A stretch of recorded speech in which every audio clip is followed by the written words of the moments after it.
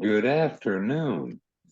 This is Cesar Delgado from Back Roads of Illinois podcast with Matt Brushout of Fairfield, Illinois. He is the president of Illinois Corn Growers Association.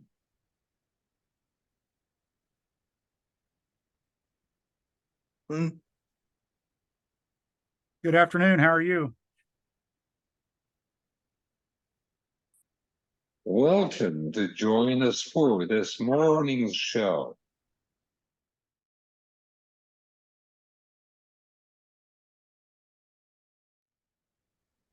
Good day. How are you today, Mr. President? I'm good. Thank you for having me on your show. It's always a pleasure to get out and promote the Illinois Corn Growers Association and talk about what we've been doing. Can you tell to the audience about your position as the president of the ICGA?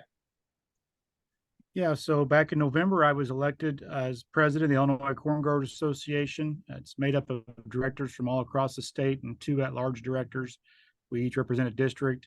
The Illinois Corn Growers Association is a grassroots organization who listens to their members and then promotes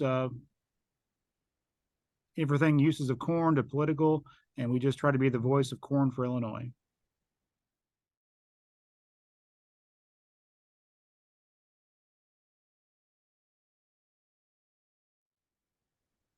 How has been the rainfall in southeast of Illinois? How you've been compared it on average? Yeah, so we started off the year okay, and then May and June turned off really dry for us. We've seen significant yield loss in our corn. Past 2 weeks have been more of a wet weekend or a wet week, and we're starting to see some changes in the soybeans, along with we have cattle, so the pastures are starting to green back up, which is good.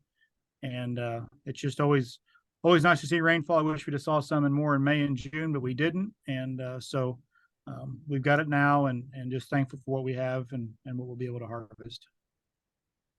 What is the yields for your area? Yeah, so I think last year our county yield was in the 180s or so, and we've continued to increase yields along with genetics of getting better, but I think that this year we're going to be about 40 bushel off of our APH on corn, and then the jury's still out on soybeans, so I'm not really sure on soybeans.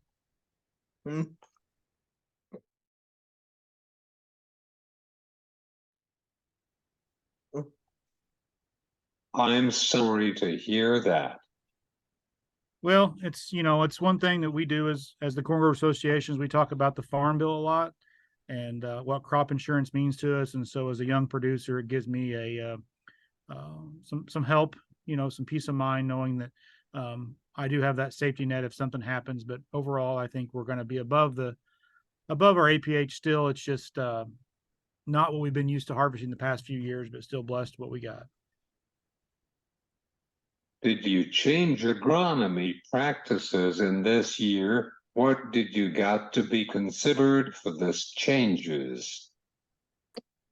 Yeah, so the only thing we really did different on our farm is we've added a few more wheat acres. We're far enough south in Illinois that we're able to plant wheat, harvest it in June, and then double crop it. And so we did plant a little bit more wheat last year. Then we also are dabbling in the cover crops, which that's kind of the buzzword right now in the area. And so we planted some broadcast some wheat for a cover crop, and then no-tilled soybeans into it. So always trying to try new things new, but for overall, we just kind of stick to our practices that we have.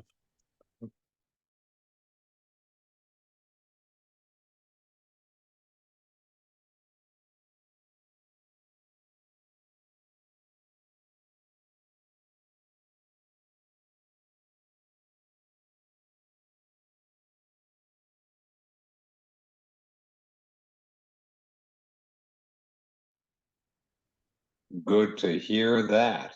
You're bringing cover crop. Yep. So we're trying it. We've tried different things. We've tried cereal rye. We've tried radishes, and so forth. And so far, we are been the most pleased with just broadcasting a little bit of wheat out there and then no-tilling into it. Do you want to the farmers about harvest season for this fall? Yeah. So harvest will be up on us before we know it. You know, we're kind of shooting for that September 15th range. We did plant some beans before we planted corn this year. And so I don't know if those beans will cut before we shell corn or not, but hoping to catch a little bit of that early premium on the markets and be able to harvest some in September and get it to the elevator. What will be your legacy of the president of ICG when you turn over to next president on next term? Well, I don't know about my legacy, but I just hope that we continue to be the voice of the Illinois corn farmer and their families, because we have to, show up and represent and also follow up to what our members are wanting. So it's I don't know about my legacy, but I just hope that our members realize it's a grassroots organization and membership does matter. And we hope that we're their voice in Springfield and in Washington D.C. To representing them on the issues. Finally, you're a chairman of Illinois Farm Organization. What object to be considered for this year?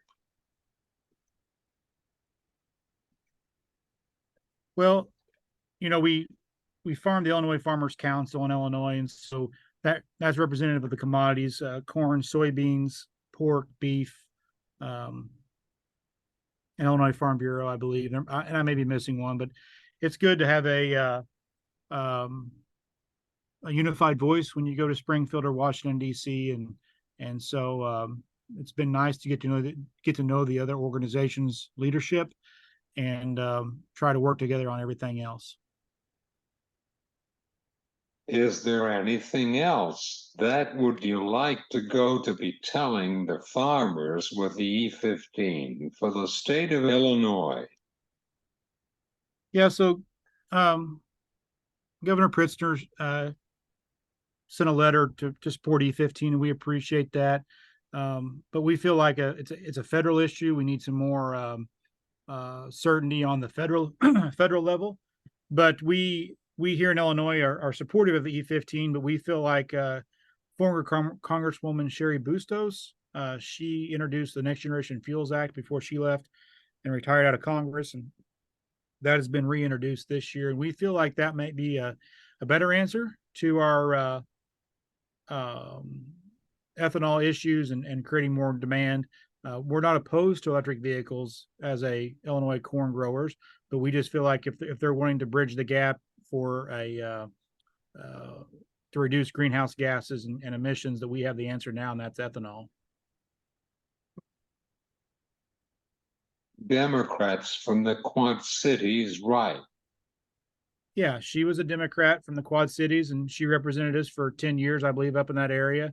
And she was a real champion for ag, and she chose to retire and still is active um, in promoting ethanol, and we appreciate that. And Congressman Sorensen took her place, and he is also serves on the ag committee. And we feel like we're trying to get them educated. Um, Along not on the E15 issue, but on the farm bill and the ag issues.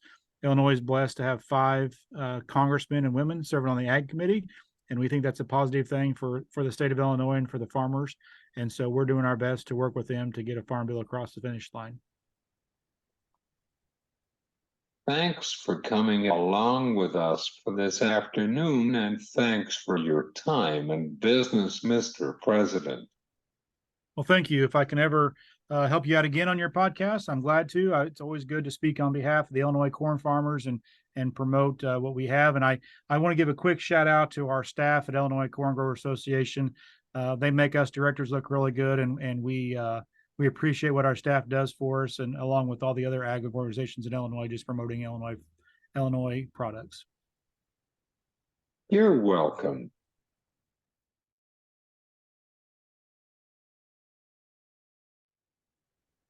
This is Matt Rush for Illinois Corn Growers Association out of Fairfield, Illinois.